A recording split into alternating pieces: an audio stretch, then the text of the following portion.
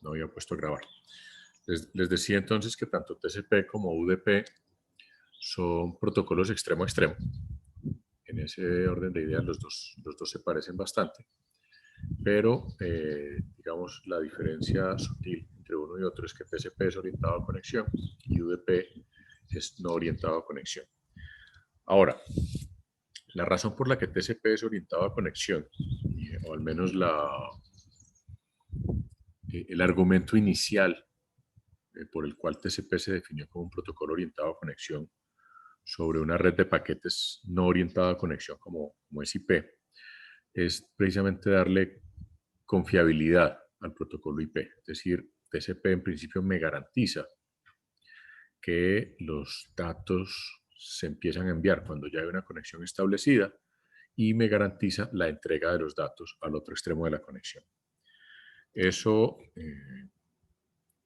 por esa razón, la cabecera de TCP es esta que ustedes ven allí, de tal manera que la cabecera está dividida en un total de aproximadamente 192 bits, de tal manera que los dos primeros bytes son el puerto fuente, los siguientes son el puerto destino.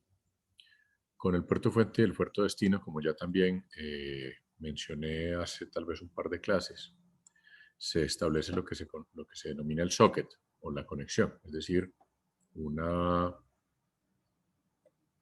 conexión TCP está compuesta por una quíntupla que consta de la dirección IP de la máquina fuente, el puerto TCP de la máquina fuente, la dirección IP de la máquina destino y el puerto TCP de la máquina destino. Y el quinto es precisamente un número un identificador de conexión. De esa manera, entonces, yo puedo garantizar unívocamente una conexión TCP o múltiples conexiones TCP hacia diferentes puertos destino, que es uno de los temas también que hoy en día tenemos. Otra característica de TCP asociado pues, a este manejo del encabezado es que TCP hace multiplexación, es decir, TCP me permite establecer múltiples conexiones hacia un destino o hacia múltiples destinos y viceversa. Es decir, desde un destino puede haber múltiples conexiones hacia la fuente. Y todo eso se garantiza de manera unívoca sin que haya margen de error a no identificar la conexión a partir de esa combinación. Entonces, fíjense que uno de los temas allí es que como las direcciones IP son únicas, es decir, yo no puedo cambiar la dirección IP de mi máquina, tengo una sola dirección IP, lo mismo en la máquina de destino, pues va a tener una sola dirección IP. Con lo que sí puedo jugar es con los puertos, principalmente con los puertos fuente. En el caso de los puertos destino, hay unos puertos bien conocidos que son los que ya mencionamos en algún momento. Si nos vamos, por ejemplo, al puerto 80 o 8080, que es el de HTTP, el de la web, yo lo que puedo hacer es de una dirección fuente abrir múltiples conexiones por diferentes puertos TCP de la máquina fuente hacia un solo puerto de la máquina destino, en este caso el puerto 80. Y esa multiplexión de TCP pues, me permite que eso funcione sin ningún problema. Por esa razón yo puedo tener N pestañas del navegador abierto contra un solo servidor, o lo que se hace hoy en día en muchas páginas es que en una sola página web puede haber muchísimas conexiones activas simultáneamente sobre un mismo servidor, incluso sobre diferentes servidores. Cuando le aparecen los ads, esos ads no vienen del mismo servidor al que uno está conectado, vienen de otro servidor. Todo eso se puede hacer básicamente por el manejo de multiplexiones que soporta TCP y que también soporta UDP. Ahora, Lo siguiente que viene es lo que se denomina el número de secuencia. Todos los paquetes TCP van identificados con un número de secuencia de 32 bits. Eso pone una restricción, es decir, yo puedo mandar un determinado número de paquetes con ese número de secuencia y cuando se me acaba ese número, pues tengo que reiniciar. Ahora, ¿cómo hago para manejar esa secuencia? Básicamente con los reconocimientos. Entonces, lo que es el número de secuencia y el ACK están íntimamente ligados porque básicamente el ACK me va reconociendo paquete por paquete, de tal manera que cuando a mí me llega un ACK reconociéndome un paquete con un número de secuencia tal, ese número de secuencia queda liberado para ser utilizado. Lo que uno pensaría es que si yo mando una serie de paquetes TCP en una determinada secuencia, pues esos paquetes deben llegar exactamente en la misma secuencia al destino. Eso no necesariamente ocurre así. Por un lado, porque las rutas que pueden tomar esos paquetes a través de los enrutadores de la red para llegar a su destino no necesariamente tienen que ser la misma. Eso hace que los paquetes al otro lado no necesariamente lleguen en el mismo orden en que se enviaron. Entonces, parte de lo que debe hacer el destino TCP es reorganizar paquetes para dejarlos en secuencia y entregarlos en secuencia a los niveles superiores. Ahora, cuando yo voy reconociendo cada uno de esos paquetes que van llegando a su destino y voy enviando los reconocimientos con ese respectivo número de secuencia, pues como les decía, voy abriendo espacio. Hay la otra técnica de reconocer, de mandar reconocimientos, que es en principio más eficiente, pero tiene mayor riesgo, es lo que se conoce en protocolos como piggybacking, es decir, el receptor o el destino no reconoce paquete por paquete, sino que reconoce un conjunto de paquetes. Entonces manda el reconocimiento del último paquete que le llegó y la máquina fuente asume que todos los paquetes que llegaron antes de ese ya están reconocidos. De esa manera se va abriendo también la ventana de la secuencia, es decir, cuando una máquina fuente ya envió una serie de paquetes y le acabó los números de secuencia, pues lo que hace es verificar qué reconocimientos le han llegado para reiniciar el envío. De esa manera, con la máquina de estados de TCP, pues se va reconociendo también qué paquetes han reconocido el destino, la máquina de destino, para verificar que no le estén llegando paquetes repetidos, que esa es otra probabilidad en TCP, es decir, a un destinatario le pueden llegar paquetes repetidos por múltiples razones. Una de ellas, o la más común, es que el destino envía un reconocimiento y el reconocimiento se pierde en el camino, de tal manera que la máquina fuente, al no recibir el reconocimiento de ese paquete, después de un tiempo, si no recibe el reconocimiento, lo que hace es que reenvía el paquete. Eso implica generar unos temporizadores dentro de TCP. Esos temporizadores normalmente están preconfigurados en el sistema operativo. Normalmente hay sistemas operativos o hay aplicaciones que permiten modificar esos temporizadores de TCP, pero pues sistemas operativos como Windows, por ejemplo, pues uno prácticamente no tiene acceso a eso. Eso ya viene configurado pues, en el sistema operativo, mientras que máquinas con Linux sí le permiten a uno jugar con todo eso y modificar esos temporizadores. Y ahí, con ese tema del reconocimiento, tenemos básicamente dos temporizadores. Uno que se activa en la máquina fuente, que envía los paquetes y activa los temporizadores, de tal manera que si no recibe reconocimientos dentro de un cierto tiempo, pues reenvía los paquetes.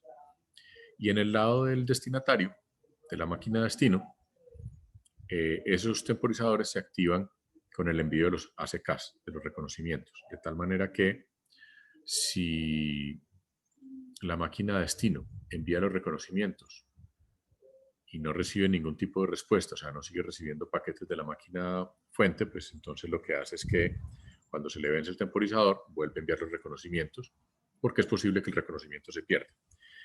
Ese juego de esperar los reconocimientos a que lleguen o simplemente a activar un temporizador, eso es algo que en teoría de protocolo se denomina el problema de los dos ejércitos. Eso está bastante bien descrito en la mayoría de los libros de texto sobre redes. Y se hace es para evitar el juego de estar reenviando paquetes sin reconocimiento hasta infinito, o estar esperando reconocimientos y que estos nunca lleguen. En las redes actuales eso no es tan frecuente, pero pues recuerden que TCP fue un protocolo que se diseñó hace ya mucho tiempo, cuando las redes no eran tan confiables, entonces por eso tiene todas esas consideraciones.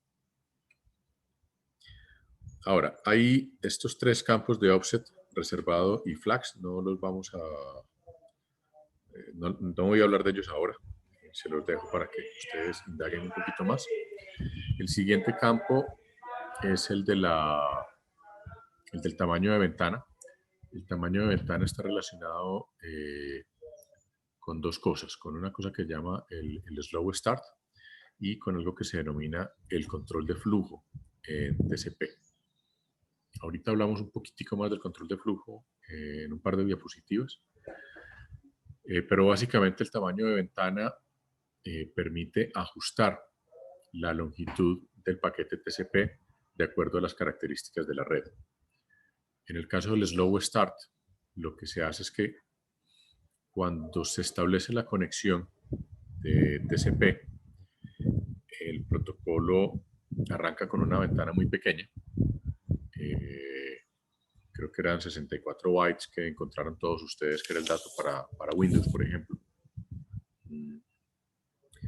Y en la medida que la máquina va recibiendo reconocimientos, entonces va aumentando el tamaño de ventana, de tal forma que va mandando cada vez paquetes más grandes hasta más o menos 1500 bytes, que suele ser la ventana más grande que se maneja en TCP. Eso del tamaño de ventana tiene toda una discusión acerca de cuál es el tamaño de ventana óptimo, qué implicaciones tiene utilizar ventanas pequeñas o ventanas más grandes. Existe algo que se llama la relación ancho de banda retardo, que es un parámetro que me permite optimizar el tamaño de ventana de acuerdo a esa relación. Es decir, ancho de banda la relación ancho de banda retardo, como su nombre lo indica, es una relación que me asocia la capacidad del canal con el retardo de la conexión. Y fue pensada sobre todo para conexiones satelitales donde los retardos son muy altos, y entonces el trabajar con ventanas muy grandes puede implicar retransmisiones muy pesadas si la capacidad es poca.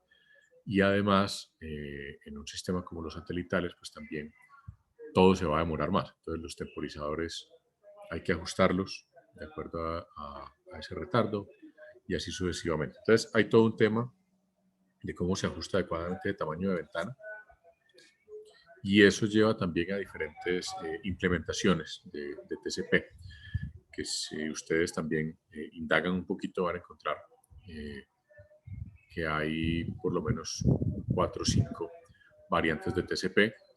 Hay sistemas operativos que implementan más de una, hay otros sistemas operativos que se casan solamente con una implementación, y pues depende de eso, pues hay muchas cosas que pueden hacer más o menos eficiente el funcionamiento del protocolo. El siguiente campo es el de verificación de errores, el checksum. Básicamente utiliza un principio de detección y corrección de errores polinómico, eso se llama un CRC, que básicamente calcula un polinomio generador y a partir de ese polinomio pues verifica si el encabezado tiene o no tiene errores. Y aquí hay un detalle interesante con respecto a TCP, y es que TCP solamente verifica, digamos, la integridad del encabezado. O sea, si los datos se corrompen en el camino, TCP ni se entera. Eso es un trabajo que se le deja usualmente a los protocolos de nivel de aplicación. Eso tiene sus más y sus menos, como todo, por supuesto, pero pues en su momento se tomó esa decisión. Es decir, que puede haber retransmisiones originadas en el nivel de transporte por parte de TCP o puede haber retransmisiones de información originadas en el nivel de aplicación. El Urgent Pointer es, como su nombre lo indica, es un campo que trata de darme manejo de prioridades en TCP. ¿Y qué implica eso? Que ahí yo puedo hacer que una máquina, por ejemplo, en su sistema de control de flujo le dé prioridad a ciertos paquetes TCP sobre otros paquetes TCP. Eso también ha dado lugar a mucha polémica porque en algún momento aparecieron algunas versiones de TCP que se denominaron TCP agresivos, que básicamente ponían ese puntero con unos valores tales que siempre se priorizaban en los paquetes TCP, y eso pues termina generando congestión en cualquier red. O sea, porque lo que hace la red es de pronto priorizar una serie de paquetes, bloquear otros, y también puede dar lugar a ciertos tipos de ataques. Por ejemplo, si yo empiezo a mandar paquetes TCP muy cortos, además con un puntero de urgencia activado, entonces puedo hacer lo que se denomina un ataque de tipo inundación o de flooding, de tal manera que puedo congestionar un servidor simplemente, o bloquear un servidor más bien, simplemente congestionándolo con muchísimos paquetes, de tal manera que el servidor no sea capaz de procesar todos los otros paquetes que vienen de otros lados, empiece a descartar paquetes y finalmente termine denegándole el servicio a un alto número de usuarios por priorizar otro grupo de usuarios.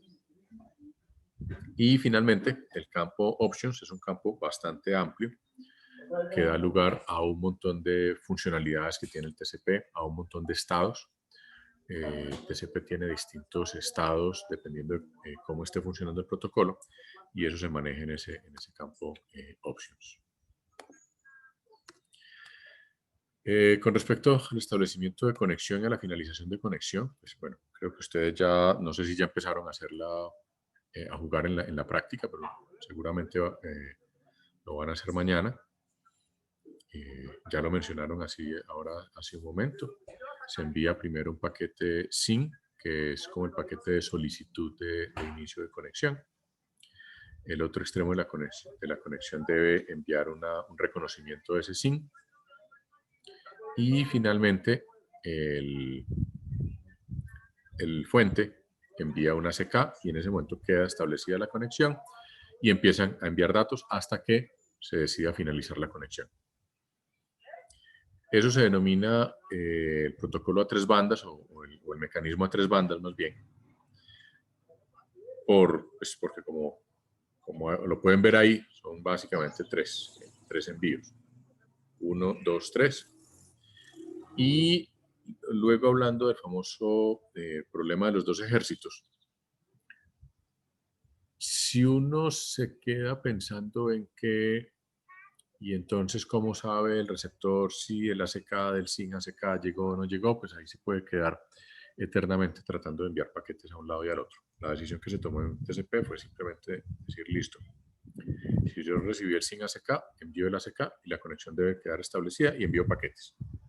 Si por alguna razón ese ACK se perdió y el receptor no abrió la conexión para recibir los paquetes, o sea, no pasó al estado de conectado, pues los paquetes que voy a enviar se van a perder, pero me voy a dar cuenta rápidamente porque no voy a recibir ACKs de recepción de los paquetes.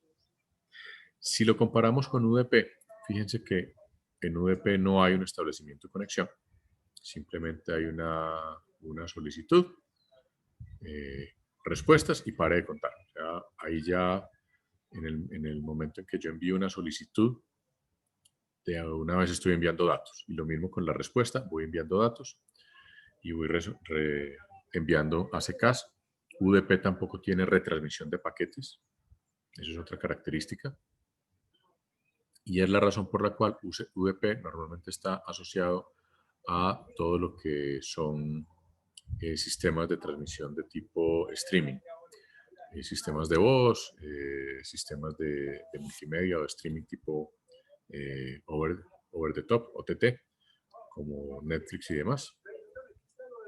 Y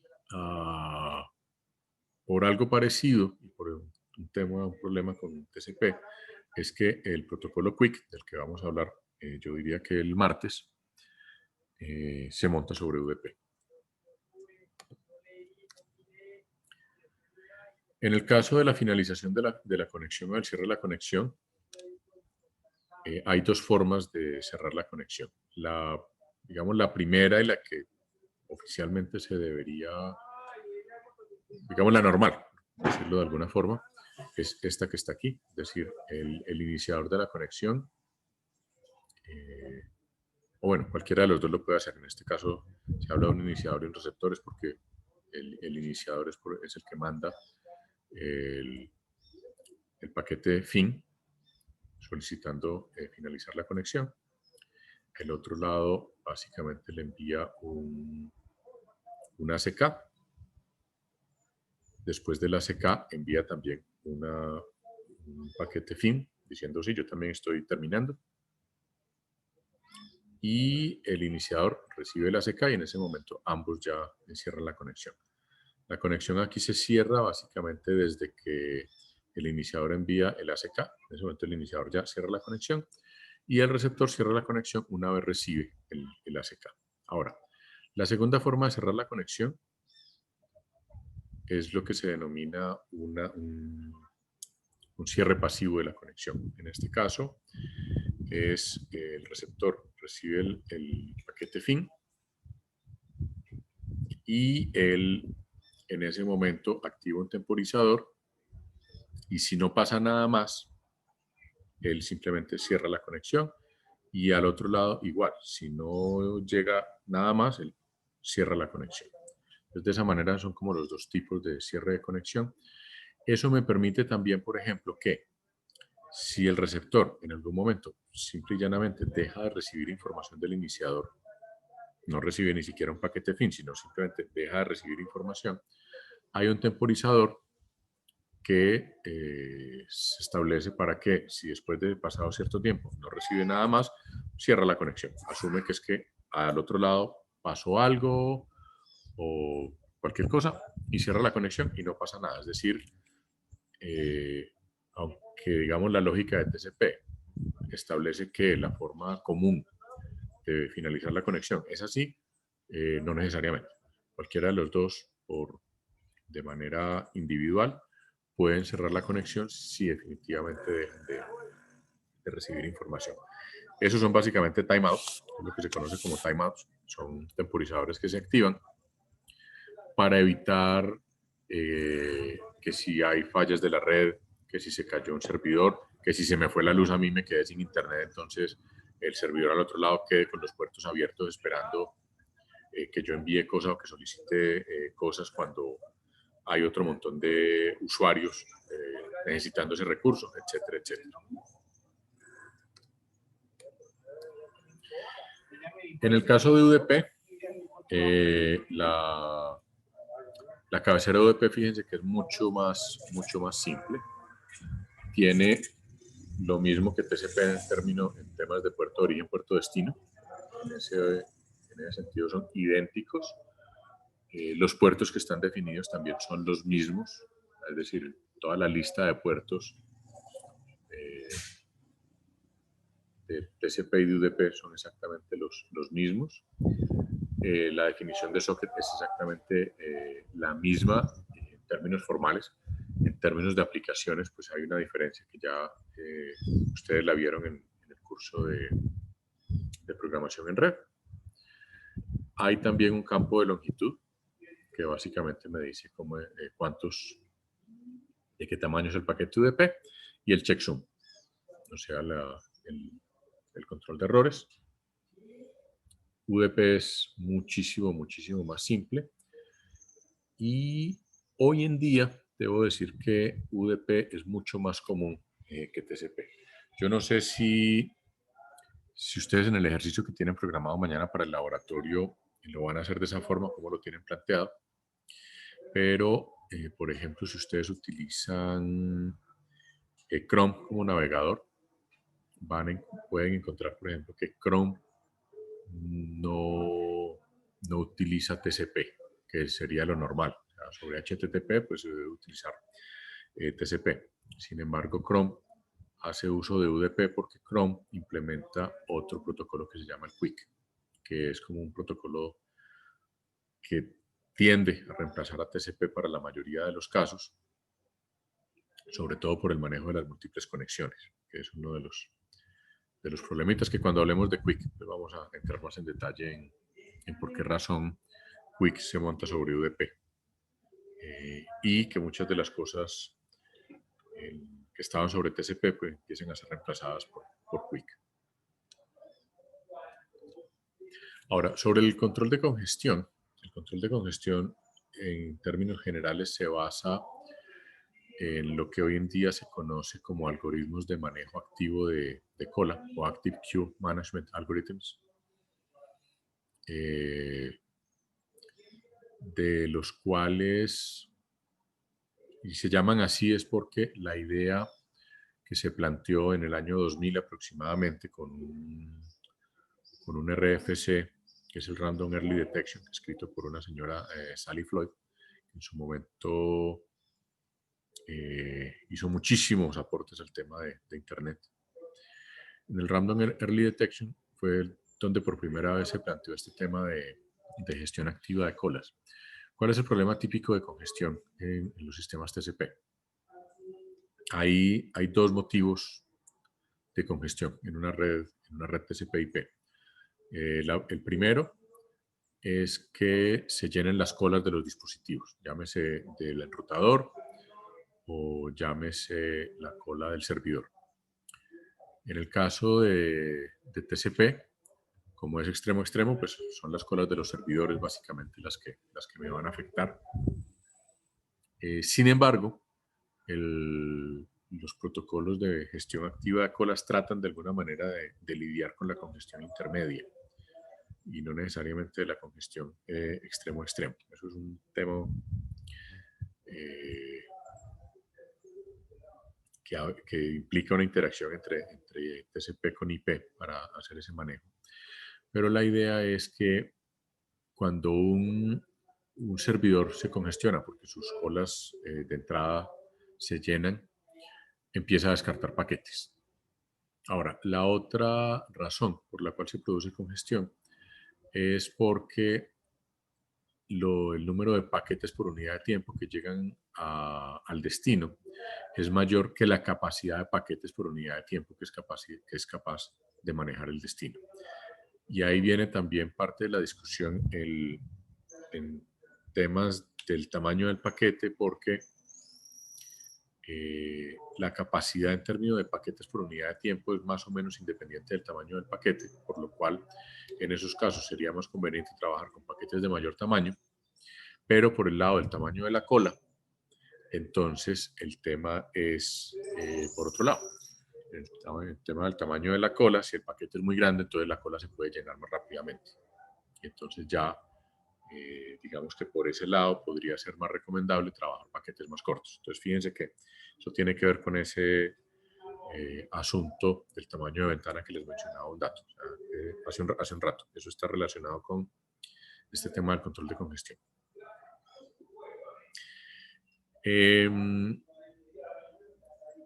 Dentro de estos mecanismos de control de congestión, Random Early Detection fue actualizado la última vez hacia 2014, si no estoy mal. Y básicamente el nombre viene porque lo que trata de hacer el algoritmo es que cuando él detecta que las colas del servidor se están llenando a un determinado valor, entonces empieza a enviar notificaciones al emisor para que o deje de enviar paquetes durante un cierto periodo de tiempo o reduzca su tasa de envío de paquetes y de esa manera evitar que se congestione el receptor. Porque una vez que se congestiona el receptor, pues se puede generar una reacción en cadena. Porque básicamente eso puede generar una congestión en toda la red. En el momento en que un receptor empieza a descartar paquetes porque está congestionado, lo que van a hacer los emisores es que van a empezar a reenviar paquetes porque no reciben los ACKs, y al reenviar paquetes lo que van a hacer es terminar de congestionar toda la red. Hay otras iniciativas como Blue, que ahorita les menciono. Esa fue una iniciativa que no pasó de ser un draft, por eso no aparece con un RFC asociado. Luego viene algo que se llama notificación de precongestión. Ese es un algoritmo que trata de ser un poco más proactivo que el Random Early Detection, en el sentido de que trata de detectar a partir de los tamaños de las colas de los receptores y a partir de las tasas de envío de paquetes, trata de predecir en qué momento va a ocurrir congestión si se exceden ciertos valores. Vamos, este trata de ser mucho más proactivo. Es un RFC mucho más reciente, o sea, esto es un mecanismo de control de congestión mucho más nuevo que el Random Early Detection. Sin embargo, a pesar de que ha habido todas estas mejoras y todas estas propuestas, el Random Early Detection sigue siendo como el más utilizado en el mundo de TCP/IP, a pesar de ser tan viejo. Luego hubo otros dos intentos, el Controlled Delay, que también fue simplemente una propuesta que se quedó en eso, y algo que se llamó el Proportional Integral Controller Enhanced o PI, que lo que trataba de hacer es implementar una técnica de control que se llama el mecanismo de control proporcional integral, que trata de regular la tasa de envío de paquetes de acuerdo a las capacidades o de acuerdo a una realimentación del receptor, de tal manera que el receptor está enviando constantemente una realimentación, paquetes de información o paquetes de control al emisor, para que el emisor vaya ajustando su flujo de envío, su tasa de envío de paquetes. Como les digo, eso también se quedó en un draft, y solamente pues, el Random, el Red y el PCN fueron los que se convirtieron en RFCs. Sin embargo, es un tema que sigue abierto. El tema de control de congestión es cada vez más complejo, sobre todo por el tema de los sistemas de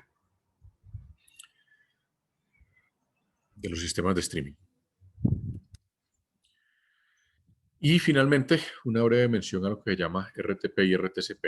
Esto que tienen allí es el encabezado del protocolo RTP. RTP es el Real Time Protocol.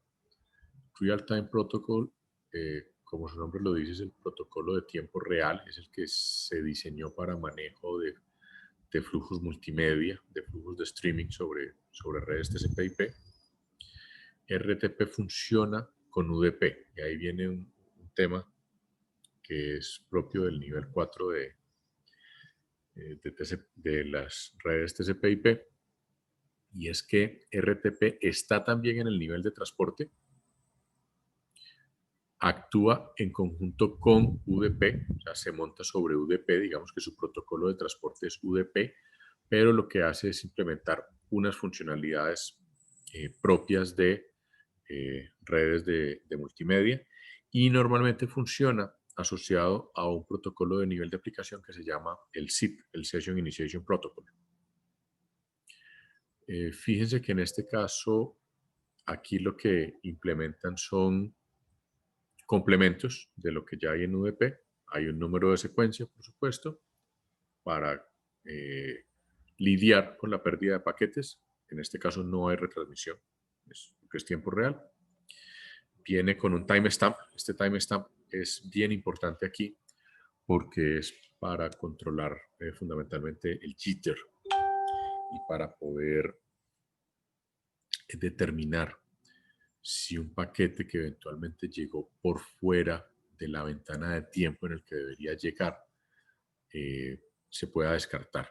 Porque el tema con los sistemas de streaming es que los paquetes deben llegar dentro de una ventana de tiempo que debe ser inferior al jitter de la red. Entonces, si un paquete llega por fuera de esa ventana de tiempo, el receptor lo debe descartar, independientemente de si el paquete llega bien o no llega bien. Simplemente, si llega por fuera del tiempo, se descarta. Porque en los sistemas de streaming no es posible manejar retransmisiones. Simplemente como la información se va reproduciendo a medida que va llegando, sea audio o video, entonces cualquier paquete que llegue con problemas hay que descartarlo. Y uno de esos problemas es que llegue por fuera de la ventana de tiempo. Profe, Y, señor. un ejemplo de eso es como cuando uno está viendo un video en YouTube, una película en Netflix y parece como que da un salto temporal Sí, en la línea de tiempo de la película, como que se adelanta y después se vuelve y se atrasa. sí, sí. Que da saltos temporales o se congela momentáneamente el video o se pixela o un poquito dependiendo como del reproductor de video que uno tenga, pues hay como diferentes efectos. En el caso de YouTube, Y, a veces se congela simplemente el video o da como saltos. y pues eso, la parte de la ventana la controla también desde el equipo de uno, también se va configurando o es desde el servidor al que uno accede, o es la red la que lo define. Ese timestamp lo define el servidor, dependiendo de las características de la red. O sea, en principio, lo que hace el protocolo ZIP cuando inicia una sesión de estas de video o de audio es que está midiendo permanentemente como los retardos, el retardo de tiempo, y según eso ajusta el timestamp. Y eso lo pone el servidor. O sea, quien envía es el que pone el timestamp diciendo en qué instante envió eso. Y ahí vienen los otros dos, los identificadores de sincronización. Porque ese es lo que me dice, lo que me da es como una señal de sincronización para que el receptor, en este caso, pues si uno está viendo el YouTube, se sincronice con ese servidor de tal manera que ese timestamp tenga la misma referencia de tiempo para los dos. Porque el problema del timestamp es que es básicamente una referencia de tiempo. Que si yo no tengo la misma referencia de tiempo de quien me está enviando el video, pues eso va a dar lugar a errores. Entonces, por eso está el identificador de fuente de sincronización, que es Ajá. quien sincroniza emisor y receptor. Bueno, entonces el computador constantemente está enviando retroalimentación de cómo está de tiempo. Sí, sí, sí. Pero la diferencia es que en este caso esa realimentación se hace a través del protocolo RTCP, que es el protocolo de control asociado a RTP. Pero sí, básicamente hay un intercambio constante de paquetes de control entre emisor y receptor. Vale, profe.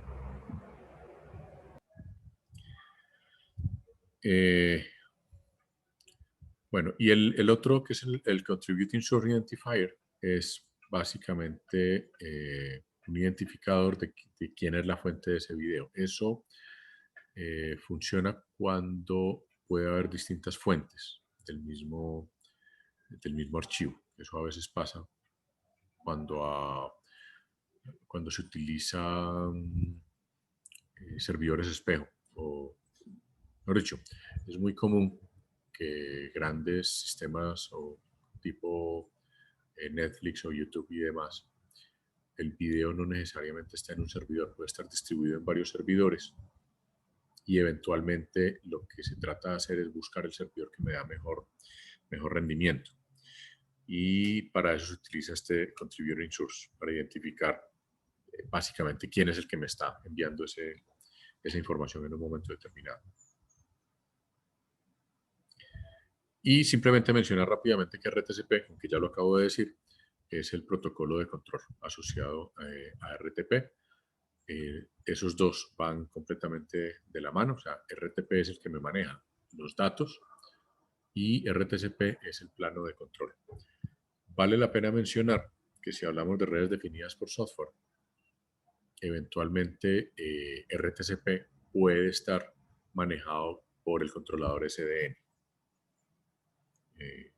Eso es una posibilidad cuando desagrego el plano de datos del plano de control, que es una de las cosas que se puede hacer en redes definidas por software.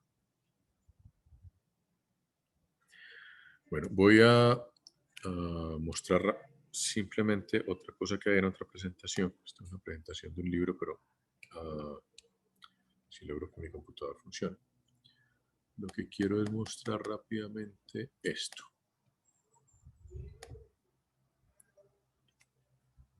El sistema arranca, listo.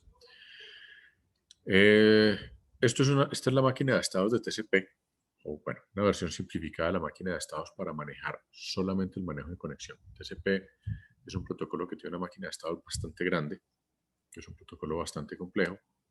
Esta es como la que maneja precisamente la conexión. Fíjense que aquí está descrito cómo es el manejo de esa conexión. Arranca en modo cerrado. Está en modo listen, por ejemplo. En modo listen significa que está esperando de pronto que alguien le envíe un paquete SYN. O sea, si él en ese momento recibe un paquete SYN, pasa a ese estado SYN received. Si manda el ACK, entonces pasa al modo conexión establecida. Fíjense que, y si es esta máquina la que activa la conexión, entonces ella envía el SYN, pasa al estado SYN enviado, y cuando reciba el ACK, el SYN ACK más el ACK, que es lo del mecanismo de 3 bandas, entonces pasa al estado de conexión establecida y pasa al modo de transferencia de datos. Allí, en el modo de transferencia de datos, se activa otra máquina de estados diferente, que es la que maneja los temporizadores que les mencioné hace un rato. Y para cerrar la conexión, entonces igual, el que activó la conexión, entonces es el que manda la solicitud de finalización de conexión, espera el ACK, espera el ACK del ACK y luego pasa pues al estado de cerrado. Fíjense que ahí está el estado de closing, en proceso de cierre, recibe el ACK o envía el ACK y da un periodo de espera y ya pasa al estado cerrado. Y si es un cerrado pasivo, aquí están los dos casos que mencionábamos anteriormente, se queda en ese estado de esperar el cierre. Si no pasa nada, pues hace el cierre una vez pasen los temporizadores respectivos. O si finalmente pues recibe un paquete o un paquete de close.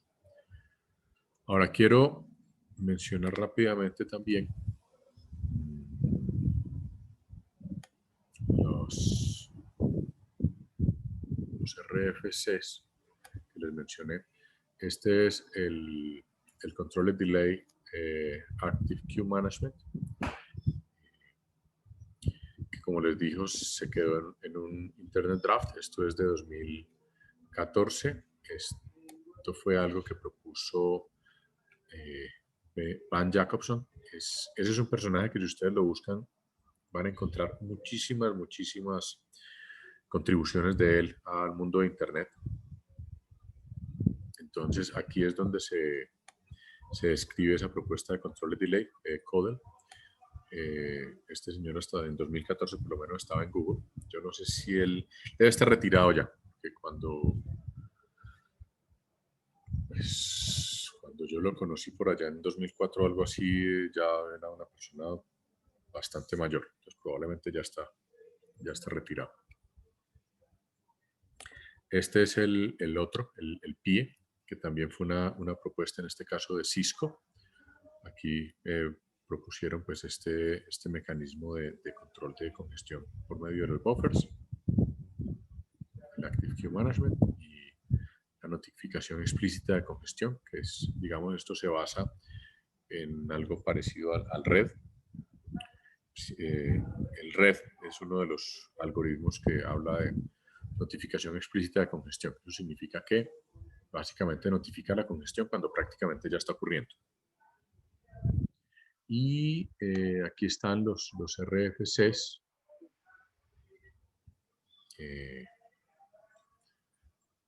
Perdón, un segundo. Estos son un par de RFCs que son simplemente, no son normas como tal, sino que es lo que ellos denominan las mejores prácticas. Entonces, aquí hacen un recuento de lo que son las notificaciones de congestión, las mejores prácticas. Hay todo un análisis de manejo de congestión, si es por paquetes o por bytes, que es parte de la discusión. Y lo que les quiero mostrar aquí es esta cuenta. Fíjense que aquí hacen una cuenta rápida de cómo es el tema de manejo de paquetes pequeños de 60 bytes o de paquetes grandes de 1500 bytes, pensando en una conexión que en tasa de bits es exactamente igual en ambos casos, 48 megabits por segundo, solo que en un caso estamos hablando de 100 kilopaquetes por segundo y en el otro caso son 4 kilopaquetes por segundo, es decir, la misma velocidad o la misma tasa de transmisión en bits por segundo. Cuando lo llevo a paquetes por segundo, pues me da números muy distintos dependiendo del tamaño del paquete. Y eso es importante porque nuestras conexiones a nivel físico normalmente las medimos en bits por segundo o en megabits por segundo. Cuando las llevamos a nivel de paquetes en TCP, podemos estar hablando de cosas completamente distintas. Entonces, la cuenta que ellos hacen es que una probabilidad de pérdida de paquetes del 1%, por ejemplo, en un caso me implica una pérdida de 100 paquetes por segundo y en el otro caso una pérdida de 4 paquetes por segundo. Pero en términos de bits, estamos hablando exactamente de la misma pérdida de bits. Entonces, eso da lugar pues, a toda una serie de discusiones acerca de todo este tema de cómo se manejan las pérdidas de paquetes, si es por bytes, si es por paquetes, cómo manejo el control de congestión, etc. Y esta otra es, o por si le quieren dar una mirada, es como una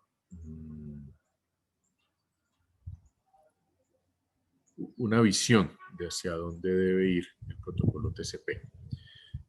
Y básicamente este documento es uno de los documentos que da origen a lo que hoy en día es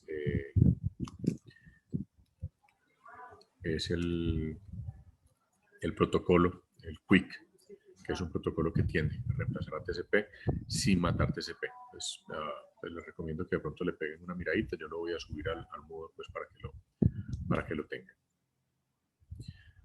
Bueno, con eso pues era lo que tenía yo preparado para hoy. Yo no sé ya quién quiere entonces hacer su presentación. Si Carlos o...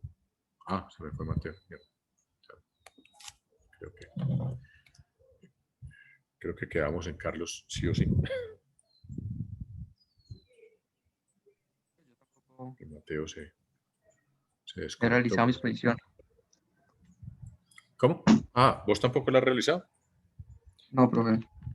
Pero ya subiste la presentación.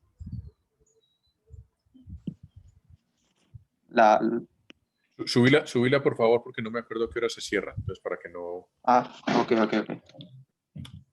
Si querés la vas subiendo mientras vas haciendo la Sí, presentación. profe, yo te subí fue el video. ¿Te subo la presentación sola o el video? No, con cualquiera de los dos está bien para mí. Entonces, ¿quién de los dos quiere arrancar? ¿Duván o Carlos? A ver, ¿a quién le doy?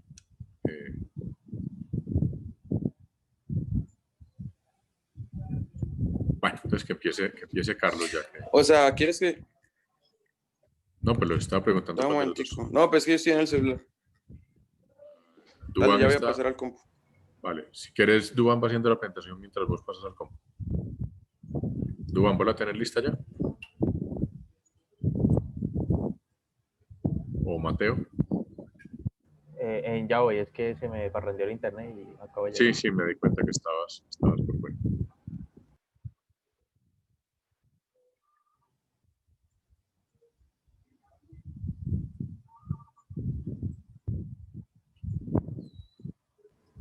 Profe, ¿me das permiso de compartir? Listo, de una. Ya, vale.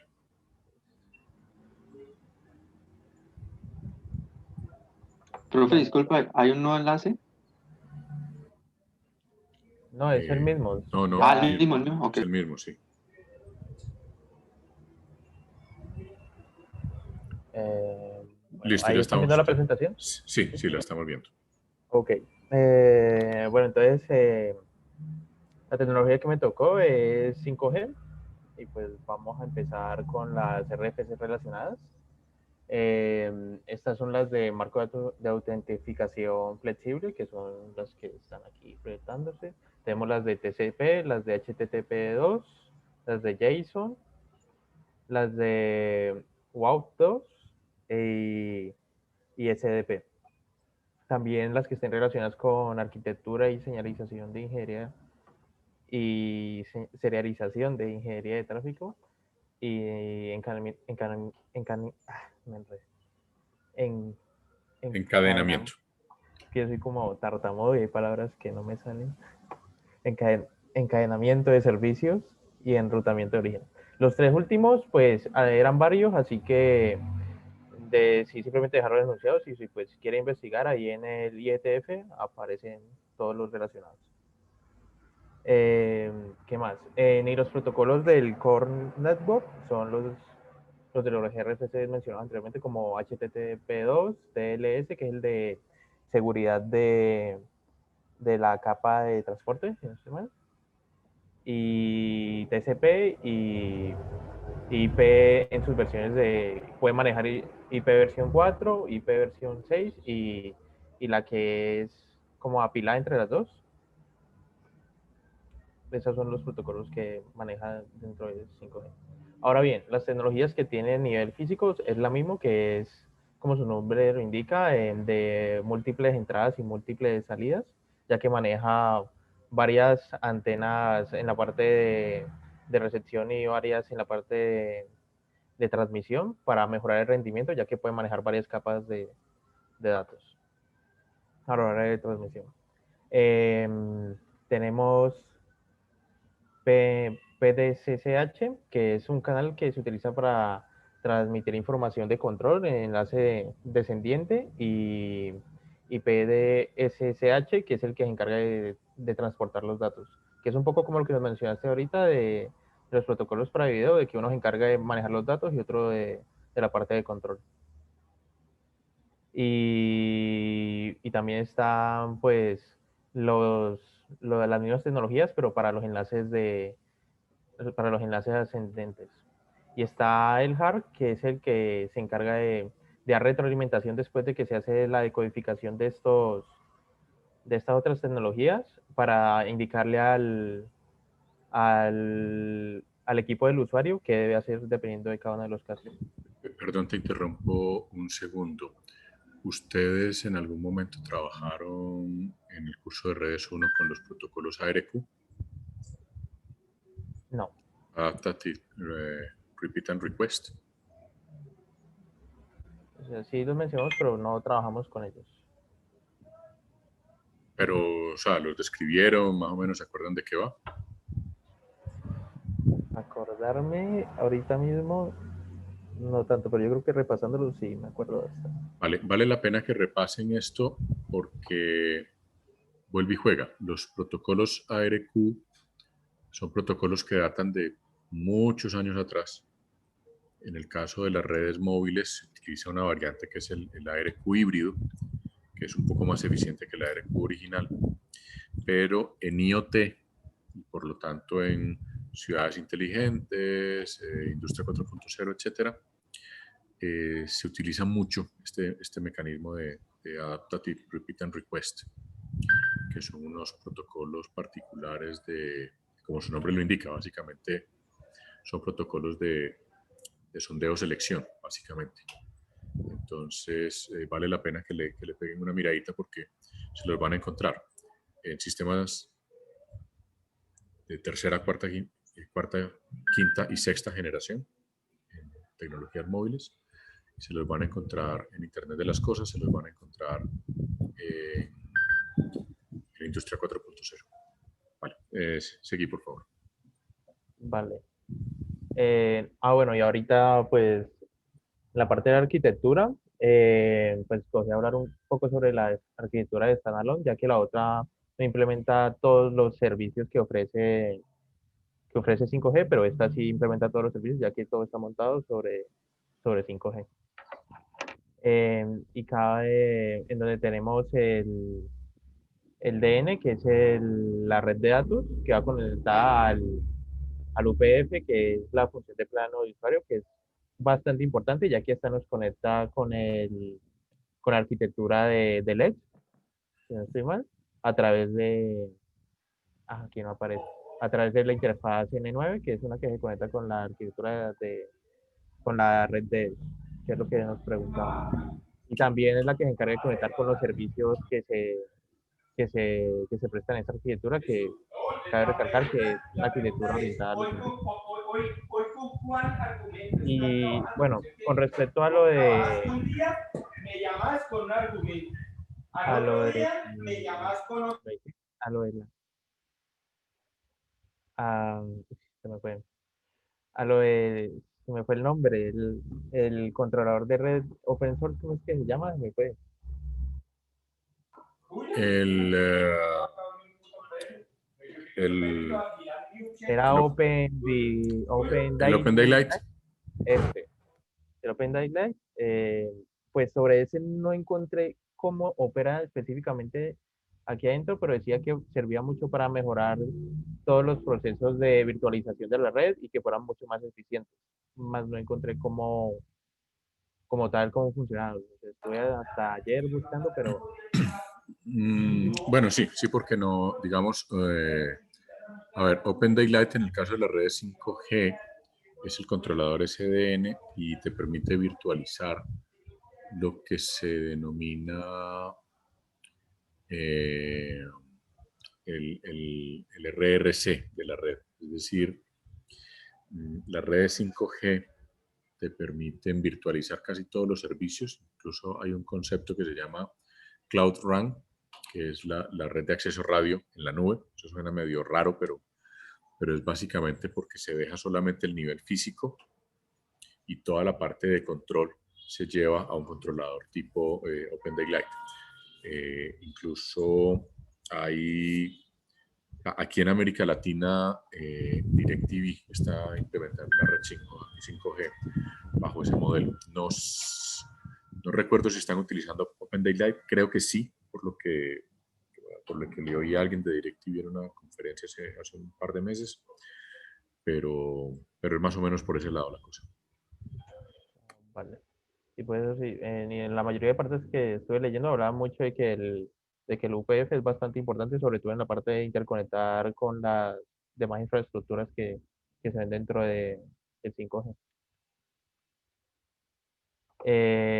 Y pues eso sería todo, aparte de lo de LAN. Y aquí están las referencias que utilicé la página de ITF, que ahí hablan bastante de la relación que han tenido con todo lo de 5G y pues el documento de especificación de 3GPP, pues la versión más actual que encontré.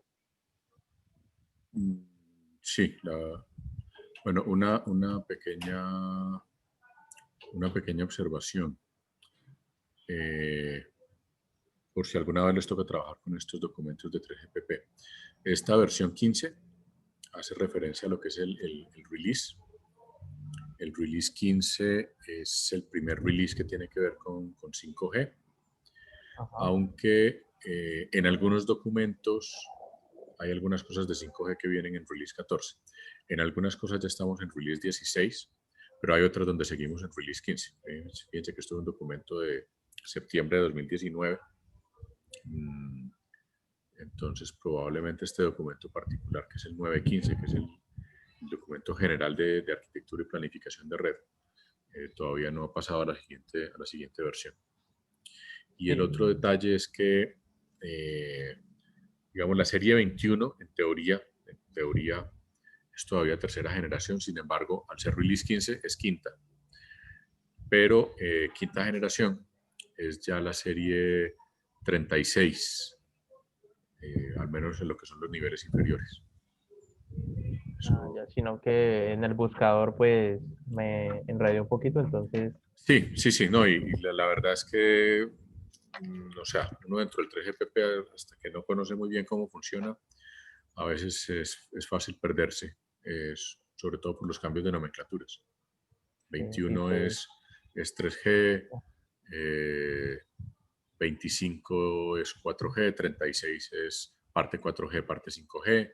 Ahora hay una numeración distinta para algunas de las cosas de 5G, en fin, sí es medio embolatadito.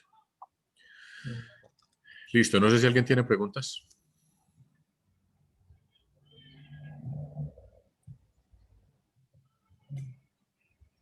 bueno, entonces ahí finaliza la presentación. Vale, perfecto. Muchas gracias. Listo. ¿Carlos ya está entonces? Hablando con el micrófono apagado, sí, profe.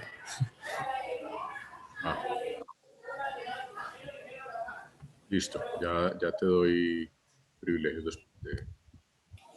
Dale, te agradezco. Listo, ya está. Adelante.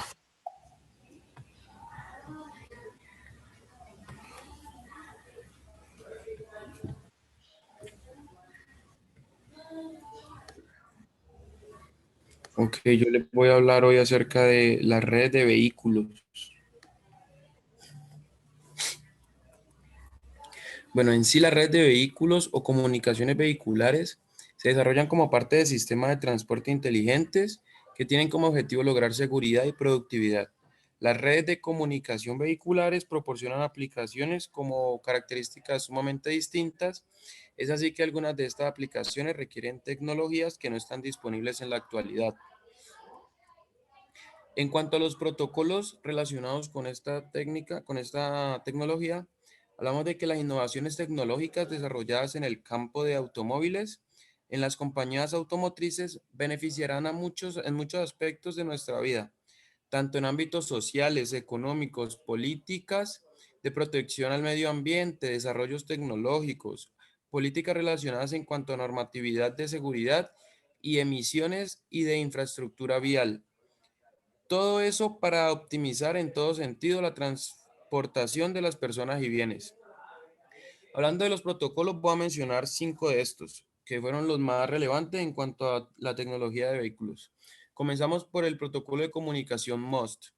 El sistema MOST o Media Oriented System Transport es el estándar en la creación de redes de información y entretenimiento multimedia para la industria en cuanto a protocolos de comunicación en vehículos automotriz. Esto es lo que tiene que ver con la parte multimedia.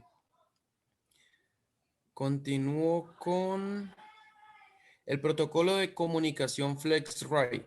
El consorcio FlexRay fue fundado en septiembre del 2000 y surgió ante la necesidad de crear un protocolo que permitiera la conexión de un mayor número de centrales a un mismo bus de datos, ya que los vehículos cuentan cada vez más con redes de comunicación más extensas. Se trata de un protocolo de comunicación a través de cables, como ocurre con CAN, WAN y LIN, que ya los voy a mencionar. Protocolo de comunicación BAM o Vehicle Area Network. Fue creado en 1987 por PSA y Renault. Con el apoyo del gobierno de Francia, este protocolo es muy similar a CAN y es empleado en sistemas que no requieren de una alta velocidad de transmisión de datos, ya que trabaja como máximo a 125 kbps. Perdón, te interrumpo un segundito, Carlos. Claro. Ese protocolo CAN o CAN bus, como se conoce hoy en día, sigue siendo utilizado en redes vehiculares. Y esos dos, no sé si, bueno, Renault seguramente la conocen, pero la otra empresa la conocen, PSA. Esa otra es Peugeot Citroën, por eso es financiado por gobierno francés, porque básicamente son los tres fabricantes franceses de carros. Listo. Pero, o sea que realmente solo se desarrolló en Francia entonces. Ese dato sí no lo Originalmente sí, pero hoy en día es un protocolo estándar en cualquier carro. O sea, hoy en día prácticamente El CAN bus en este momento se utiliza mucho. Sí, el CAN bus, sí. cualquier carro moderno tiene CAN bus hoy en día. Entonces dice como que normalmente ha sido empleada en sistemas como el de cierre centralizado, que pertenecen a la línea de carrocería. Actualmente ya no es usado en ningún vehículo, estamos hablando del BAM.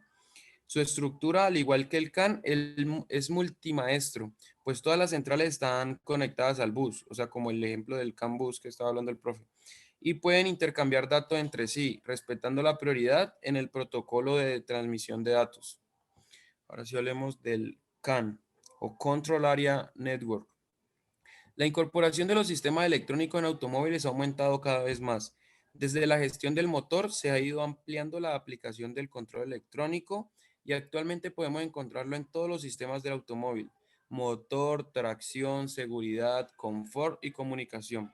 A partir del año 2008, la organización internacional que regula las normativas propone a la red de comunicación CAN, Control Area Network, desarrollada por Bosch en los años 80 como la única red multiplexada de comunicación en los automóviles. Por eso es la más distribuida, para garantizar el acoplamiento de la red de comunicación en el ámbito automotriz y estándares a nivel de diagnóstico de fallas para el funcionamiento correcto del vehículo. Protocolo de comunicación LIN. El bus de red local de interconexión LIN fue desarrollado para crear un estándar para comunicación multiplexada de bajo costo en redes automotrices. A pesar de que el CAN cubre la necesidad para alto ancho de banda, redes de manejo de errores avanzados, los costos de hardware y software para la implementación de CAN son muy costosos. Para dispositivos de menor rendimiento como controladores de potencia de ventanas y asientos.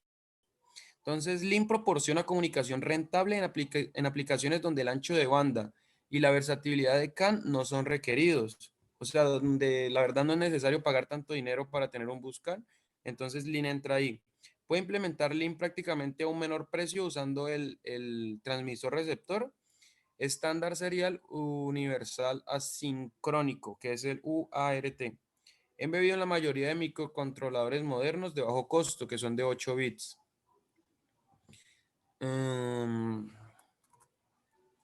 Entonces otro dato era como que en este caso de uso depende de una tecnología de nivel físico específica, cuál y por qué. Yo encontré algo acerca del SU o las unidades de control electrónicos. Dice que las unidades de control electrónicos son dispositivos electrónicos que cuentan con tarjetas electrónicas y tareas específicas capaces de tomar decisiones con base en sensores conectados al SU. Por ejemplo, los sensores inteligentes que tienen las nuevas camionetas, y que en algunos casos la consecuencia de las decisiones es la activación de un actuador en el vehículo. Entonces, por ejemplo, no sé, los sensores de proximidad, o sea, como que en Sí, tu dispositivo te aparece. o sea, el SU es básicamente el nombre formal que se le da al computador que tienen los carros hoy en día, Exacto. que es el que controla en muchos carros actuales incluso el acelerador. Que hay muchos carros hoy en día que utilizan una cosa que se llama drive-by-wire, Crucero. y es que el acelerador ya no es un cable que va, o sea, cuando uno pisa el acelerador no hay un cable, pues que es el que abre el combustible, sino que es básicamente un potenciómetro, una resistencia variable que le manda una orden al computador para que le meta más combustible al motor. Eso es el Sí, SU. por ejemplo, en los volantes que uno ya puede utilizar el crucero y uno simplemente lo pone y puede aumentar la velocidad y disminuirla sin necesidad de utilizar el Exacto, acelerador. exactamente. Dice, el SU es conformado por hardware y software. El hardware se conforma por los componentes electrónicos implementados en una PCB, que es la placa de circuito impreso.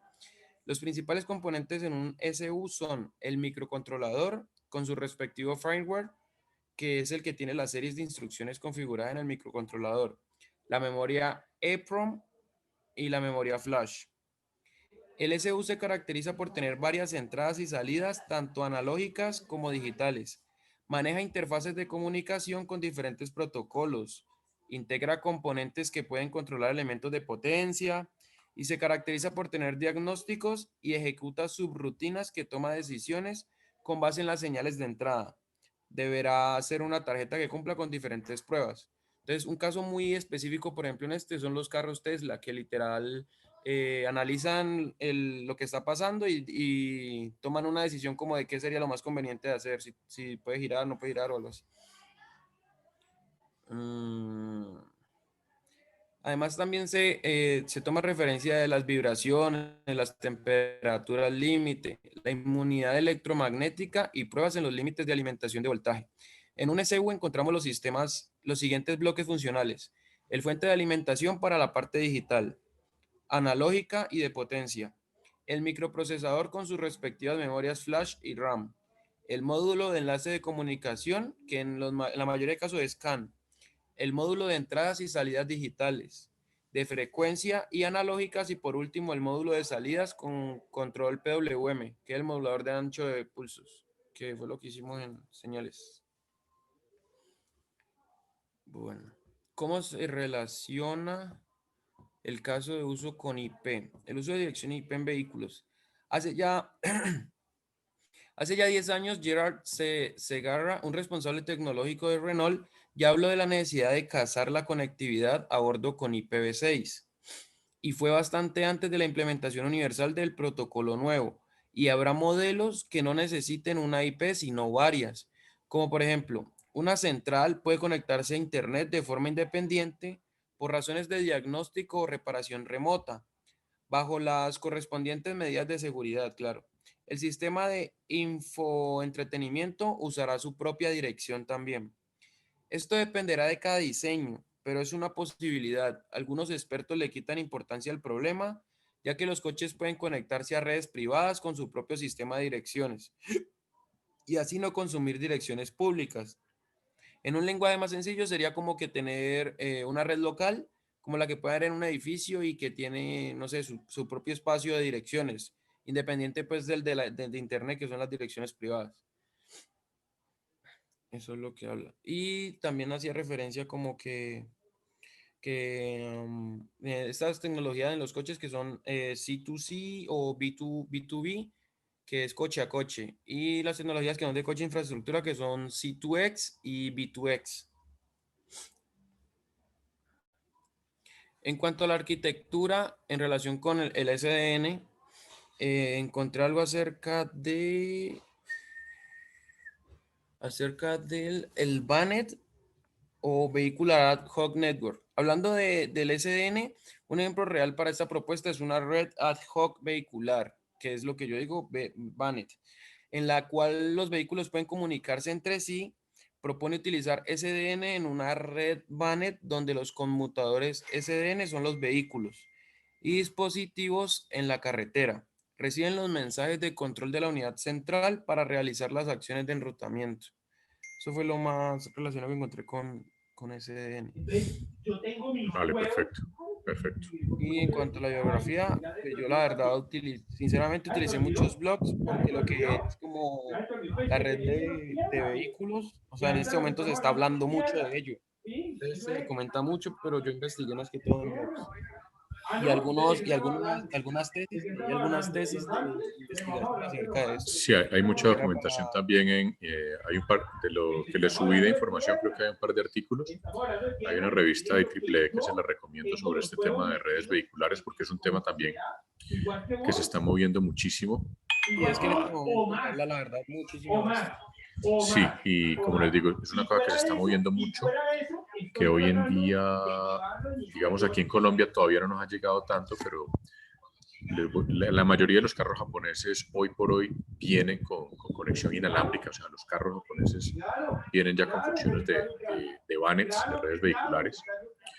Y en Japón ya hay algunas autopistas que tienen infraestructura para todo ese tema de conexión. Y ahí hay un montón de cosas que están asociadas, por ejemplo, a prevención de choques y otros temas de seguridad en carretera. Lo que dijo hace algunos años, yo tuve la oportunidad de ver una conferencia en 2011, de la que en ese momento era la directora del Ministerio de Transporte gringo, allá se llama Infrastructure, el Departamento de Transporte, el DOT, es que el objetivo hacia el futuro es, digamos, el objetivo hasta ese momento había sido reducir la accidentalidad y reducir las muertes en accidentes. Y de ahí salen pues, todas las cosas que conocemos hoy en los carros, las bolsas de aire, los frenos ABS, etc. Y al futuro, lo que se pretende con las VANETs es reducir al mínimo los accidentes, de tal forma que los carros, por ejemplo, puedan tomar acción. Es decir, si el conductor se eleva y no ve el carro que está adelante, que sea el carro el que frene. Entonces, ese es el tema de las VANETs. Hay un estándar, una variante del IEEE 802.11, que es una versión de Wi-Fi que funciona para redes vehiculares. Entonces, si quieren indagar un poquito más sobre esto, pues en la revista de Vehicular Technology Magazine también pueden encontrar un montón de artículos pues, mucho más técnicos y más detallados. Seguiría entonces, Dubán, ¿ya estás listo?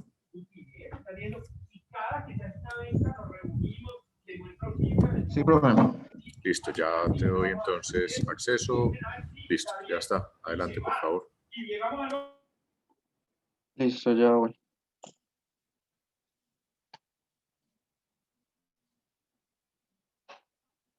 Profe, no me deja todavía.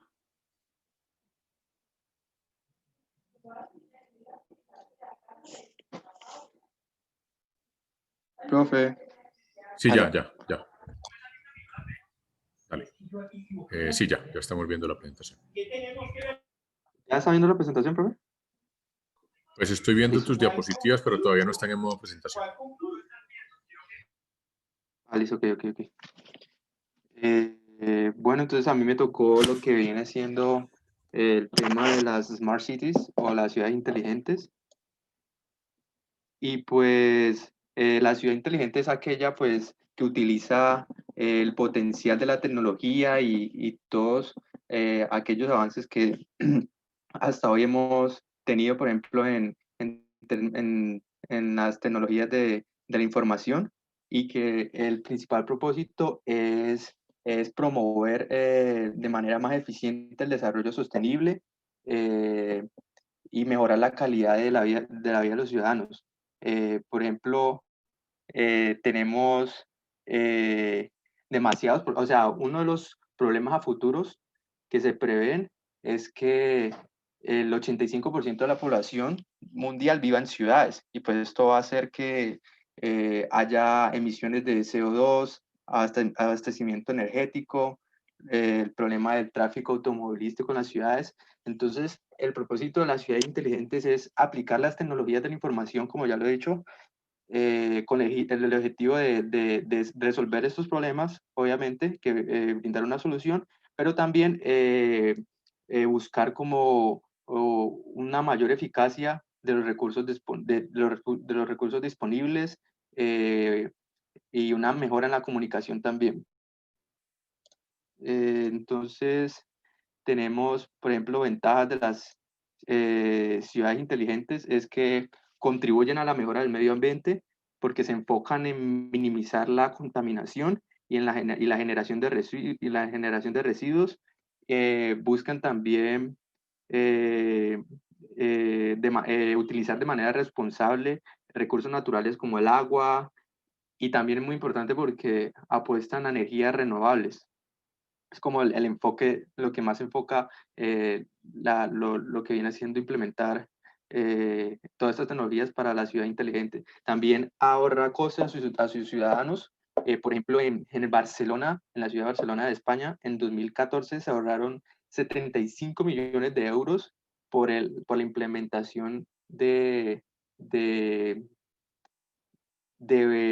por una implementación de agua e iluminación inteligente, que estaba impulsada obviamente por la IoT, y pues esto también ayuda a optimizar los servicios públicos y es un gran beneficio para la ciudadanía.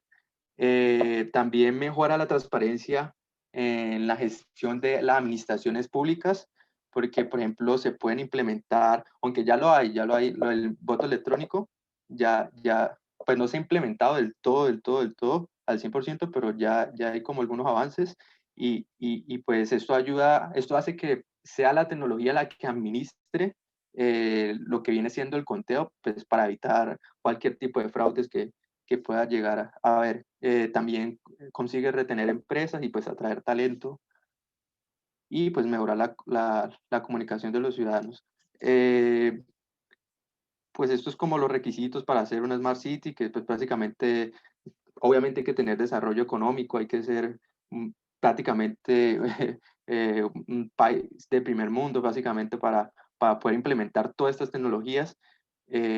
Por ejemplo, o sea, todavía no hay una Smart City que cumpla todo el modelo ideal de lo que debe ser una Smart City, pero hay ciudades se les acerca, por ejemplo, la ciudad de Nueva York y la ciudad de Tokio son ciudades muy, muy, muy avanzadas en este sentido, porque pues, obviamente cuenta con el desarrollo económico y social. Y pues también hay que tener gobiernos también comprometidos con esta situación. Eh, en, bueno, entonces yo enfoqué lo que viene siendo la presentación a los Smart Sensors, porque Smart City la verdad es un mundo gigante de cosas, tiene muchas ramas, muchos subsistemas, y pues yo me enfoqué en este caso en lo que vendría siendo la parte de IoT y más específicamente como en los Smart Sensors. Entonces, ¿para qué utilizamos los Smart Sensors? Es básicamente los que me ayudan a proporcionar información, los que básicamente captan la información del medio y pues lo que hace es informar a la ciudadanía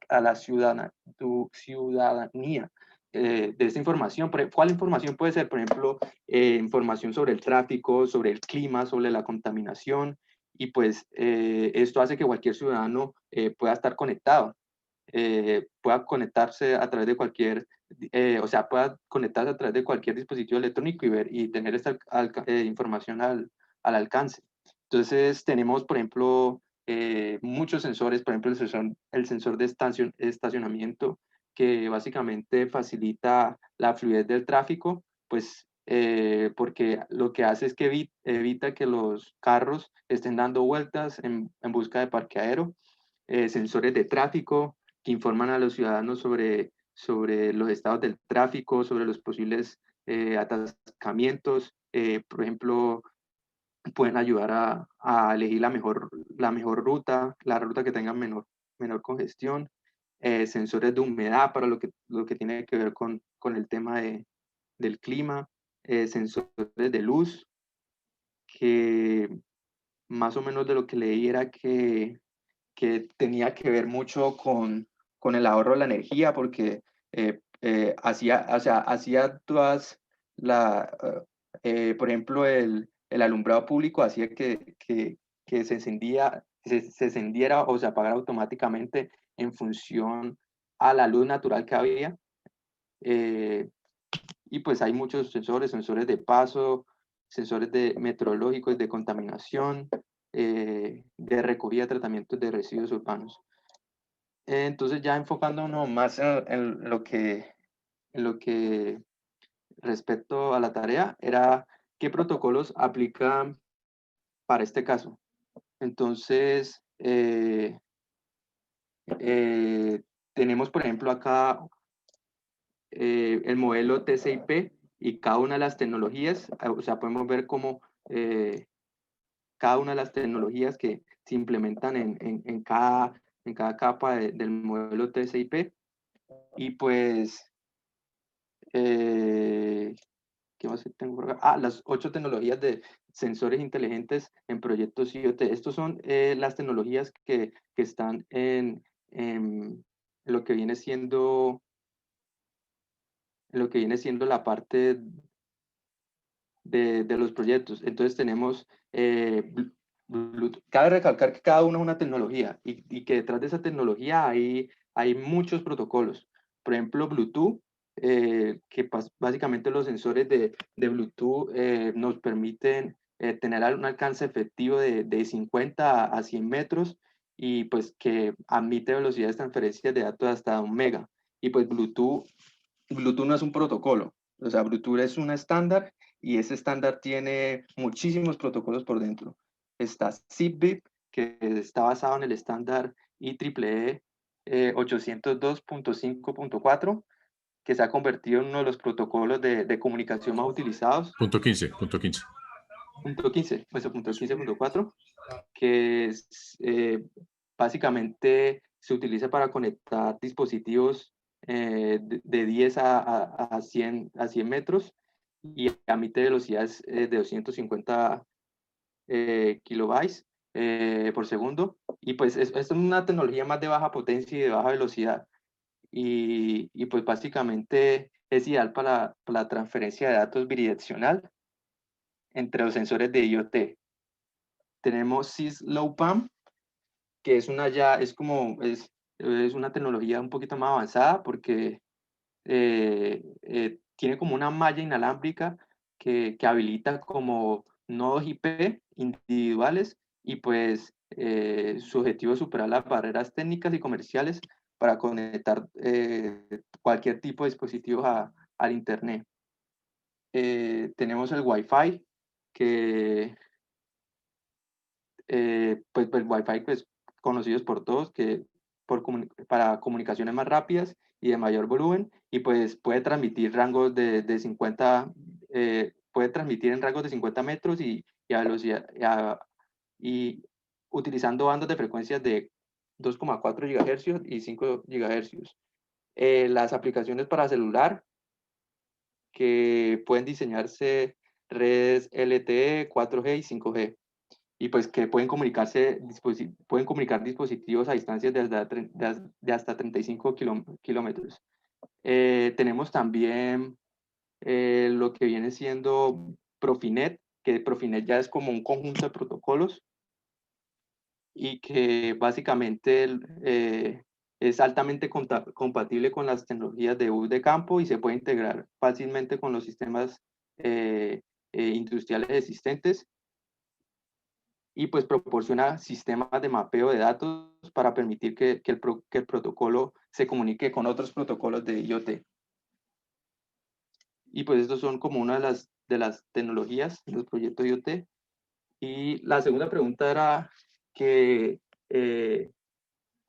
este caso de uso depende de una tecnología de nivel físico específica. ¿Cuál? Porque sí, o sea, lo que viene siendo el nivel físico es muy importante en lo que viene siendo los smart sensors, porque es en la capa física donde se proporciona como los medios mecánicos y como toda la parte de las operaciones, o sea, como toda la parte de las funciones para que se logre como la parte de la comunicación. O sea, lo que habíamos visto en redes 1 era que la capa física convertía los bits en señales, si no estoy mal, algo así. Sí, convertía como los bits en señales y pues lo que hacía era transmitir y que se enviaran por el aire. Es el protocolo que nos ayuda a lograr esto es el que ya había mencionado, el IEEE 802.15.4, que se utiliza en el estándar de red SysLowPAN. La capa de enlace de datos también es muy importante porque asegura una conexión confiable entre los dispositivos conectados y pues ayuda a corregir errores que pueden ocurrir en la capa física. El nivel físico también lo que hace es proveer el medio por el cual se van a representar los datos, es decir, ya sea el cable coaxial, la fibra óptica o el medio inalámbrico. ¿Cómo se relaciona el caso de uso con IP? ¿Qué variantes de IP se requiere? Pues la ventaja de IP es que el IP es un protocolo genérico, o sea, es un protocolo muy genérico y lo que hace es que la conexión de las diferentes tecnologías y los diferentes dispositivos se puedan llevar a cabo de una forma más sencilla. Y pues tiene diferentes variantes, por ejemplo, el SysLowPAN del que ya había hablado, que lo que hace es como una adaptación de IPv6 y transporta datagramas IP sobre enlaces de redes inalámbricas. El SCADA, que es una tecnología que prevalece en procesos industriales y de infraestructuras. Por ejemplo, el SCADA se puede encontrar en servicios de energía, agua o recolección y tratamiento de aguas residuales. El WPAM, que significa Red de Área Personal Inalámbrica, y pues estas tecnologías están diseñadas para conectar dispositivos de tasas de bit que funcionan con una batería en una distancia corta, o sea, por ahí de 10 a 20 metros. Y también implementan tecnologías de Bluetooth y Zigbee. El WPAM, que significa red de área amplia de bajo consumo, y pues estas tecnologías están diseñadas para conectar dispositivos que funcionan a largas distancias. Hay tecnologías, por ejemplo, como LoRaWAN, y pues otras tecnologías que son útiles en implementaciones de baja densidad y largo alcance. Y pues lo que viene siendo ya la parte de las redes definidas por software, que básicamente proporcionan un controlador centralizado y una gestión de alto nivel, que lo que hace es como ocultar la complejidad que tiene cada una de estas conexiones, y que pues lo que hace resolver, lo que hace la red definida por software es que hace una red mucho más dinámica y fuerte, y que es básicamente lo que necesita una ciudad inteligente para ser viable. Y pues ya la parte, la parte del OpenDLI, que es una plataforma es un controlador de código abierto de las redes definidas por software, que básicamente permiten, lo que brinda son las interconexiones de dispositivos como puntos de acceso inalámbricos, lo que tiene que ver con 4G, y pues las conexiones entre celulares. Y pues eso sería todo. Estoy en el ACA. No Perfecto. quiero más. Muchas gracias, Duván. Yo creo que ya con eso podemos ir cerrando. No sé si hay alguna duda, pregunta. ¿Te digo por qué? Porque al otro puto día,